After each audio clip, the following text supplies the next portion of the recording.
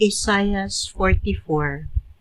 Ang Diyos miingon, pamati o Hakob, akong alagad, Israel nga akong pinili. Ako ang Ginoo nga maoy nagbuhat o naghulma kanimo diha sa tiyan sa imong inahan. Tabangan ko ikaw, busa ayaw kahadlok, o Israel, katawhan nga akong pinili o hinigugma. Paulanan ko ang nag-uga nga yuta o patunghaon ang mga sapa diha sa deserto. Ibubo ko ang akong espiritu diha sa imong mga kaliwat o ang akong panalangin diha sa imong mga anak. Manubo sila sama sa mga sagbot taliwala sa tubig, sama sa mga tambo di daplin sa kasapaan. Ang matag usa mag-iyahay pag-ingon, ako iya sa Ginoo. Ug moapil sa pundok sa kaliwat ni Hakob.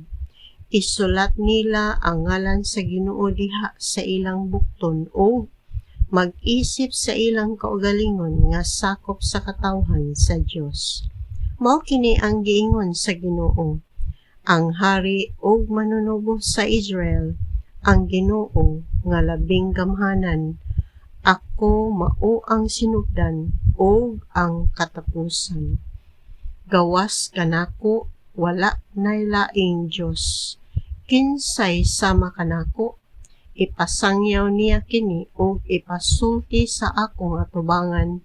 Kinsa may nakatagna sukad sa karaang panahon sa mga butang nga umaabot. Ayaw kalisang ug ayaw kahadlok, dili ba sukad pa kaniadto gisulti ko man kaninyo ang mahitabo?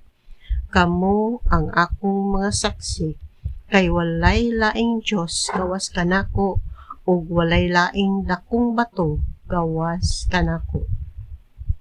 Walay pulos ang tanan nga naghimo og mga Dios-Dios, ug walay hinungdan ang mga Dios-Dios nga ilang gipakabililhon. Kadtong mga nagsimba niini mga buta, wala sila masayod busa maulawan sila. Siya nga naghimog usa ka Dios o larawan walay kapuslanan. Tan-awa ang tanan nga nagsimba niini maulawan. Ang naghimo niini tawo lamang. Patiguma sila og pabaruga atubangan sa hukmanan og mga lisang sila o maulawan. Ang panday maghimog wasay diha sa baga. Masuhon niya kini sa kusgan niyang bukton samtang nagbaga pa. Kung gutom na siya, maluya siya o kung walay tubig nga mainom niya, kuyapan siya. Ang panday magkutay o pitik o badlisan niya ang kahoy ginamit ang lapis. Sipilyahan niya kini og badlisan. Purmahon niya kini ngadto sa dagway og katahom sa usa ka tawo aron ibutang sa usa ka balay.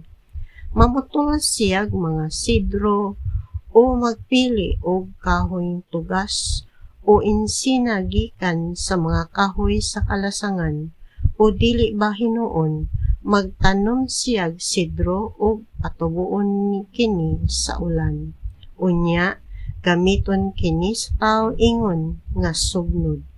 Kuhaon niya ang usa ka bahin niini aron mainitan siya o aron maglutog pan.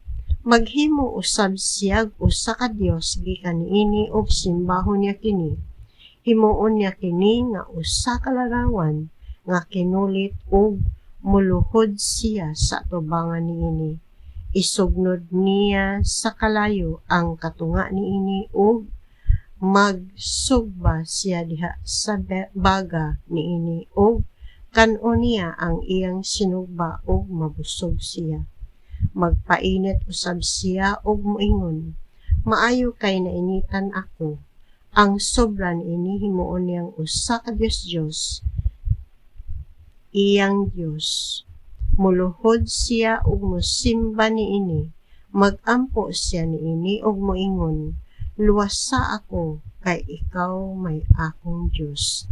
Kining mga tawhana wala masayod ug wala makasabot kay gipiyong nila ang ilang mga mata aron dili sila makakita ug gitakupan ang ilang mga hunahuna aron dili sila makasabot.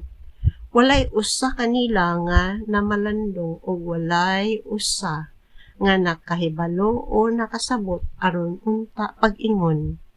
Gisugnod ko sa kalayo ang katunga niini ug nagluto usab ako pan ug nagsugbag karni sa baga niini ug gikaon ko kini. Unya gihimo ko na Hinuong Dios ang nahisalin niini ug gisimba ang usa ka pirasong kahoy.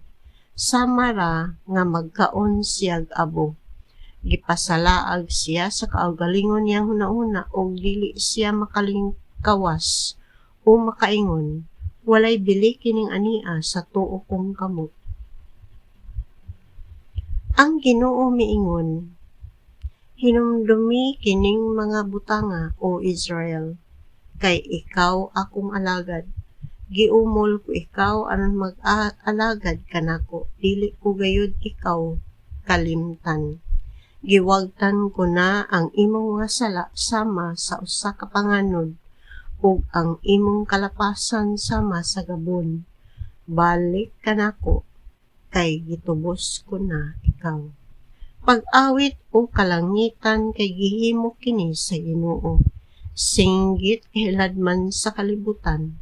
Panag-awit kamo kabukiran, kalasangan o kakahuyan. Kay giluwas sa Ginoo si Jacob o gipadayag niya ang iyang himaya diha sa Israel. Mao kini ang giingon sa Ginoo nga imong manunubos nga maoy nag-umol kanimo didto pa sa tiyan.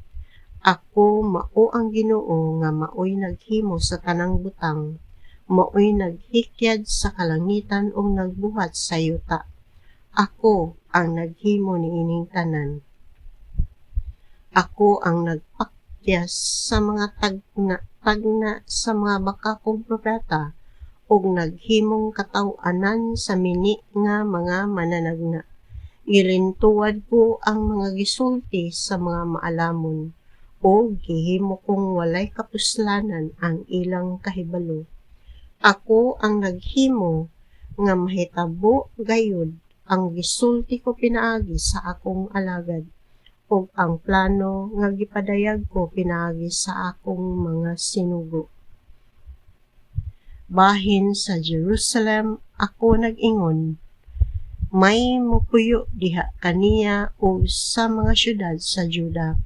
Tukuron sila pag-usab o patindogon ko ang mga nagunog. Sutihan ako ang kailadman, hubas, o muhubas ang katubigan. Bahin kang siro moingon ako, ikaw mooy nagmando sa akong katawhan, tumana ang tanan kong tuyo. Tukura pag-usab ang Jerusalem o ipahimutang ang mga patukaranan sa templo.